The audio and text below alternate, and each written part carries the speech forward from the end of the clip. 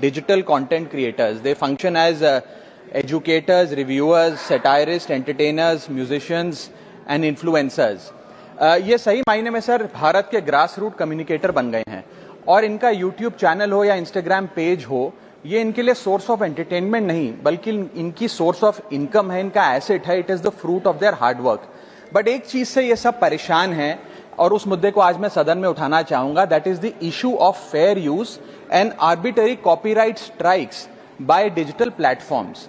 Sir होता क्या है कि अगर एक कंटेंट क्रिएटर कुछ सेकंड, चंद सेकंड, 2-3 सेकंड के लिए कॉपीराइटेड कंटेंट को रीपर्पस करके कमेंट्री, क्रिटिसिज्म, पैरोडी, एजुकेशनल या न्यूज रिपोर्टिंग पर्पसेस के लिए यूज करता है, चाहे वो क्रेडिट देता हो, उसको इंसिडेंटली यूज करता हो, कॉपीराइट स्ट्राइक मारकर उसकी यूट्यूब चैनल है, प्रॉपर्टी है या इंस्टाग्राम पेज है, उसे वाइप आउट कर दिया जाता है और उसकी सालों की मेहनत चंद मिनटों में समाप्त हो जाती है. Sir, livelihoods must be decided by law and not by arbitrary algorithms.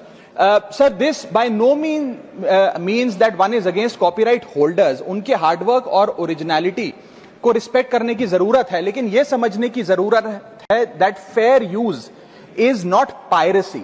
Fair use where sometimes the purpose of using this content is incidental or transformative must not tantamount to wiping out somebody's hard work. Sir, because innovation cannot grow in fear and creativity cannot survive under threat. India का copyright act sir 1957 में बना. एक ऐसे दौर में बना जब ना इंटरनेट था, ना कंप्यूटर थे, ना डिजिटल कंटेंट क्रिएटर्स थे, ना यूट्यूब, इंस्टाग्राम था. And this act lakhs the very definition of digital creators.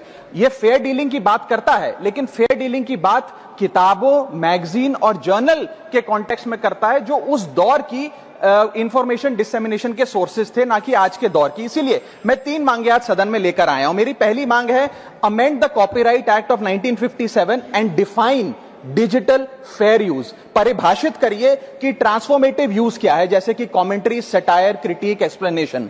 Define करिए कि इंसिडेंटल यूज क्या होता है, कि अगर बैकग्राउंड में ऑडियो विजुअल चंद सेकंड्स के लिए चले तो वो इंसिडेंटल यूज है या पूरे कंटेंट को वो वाइप आउट करें. Proportionate use, educational use, public interest use and non commercial use की परिभाषा देने की आज आवश्यकता है. दूसरी मेरी मांग है sir, bring in the proportionality doctrine in copyright enforcement. कि बैकग्राउंड में मान लीजिए कुछ सेकंड के लिए कोई वीडियो और साउंड चला, उसका यह मतलब नहीं होना चाहिए कि कंटेंट क्रिएटर की सालों की मेहनत कुछ चंद सेकंड्स में समाप्त हो जाए. My third demand sir is that mandatory due process before take down. किसी का भी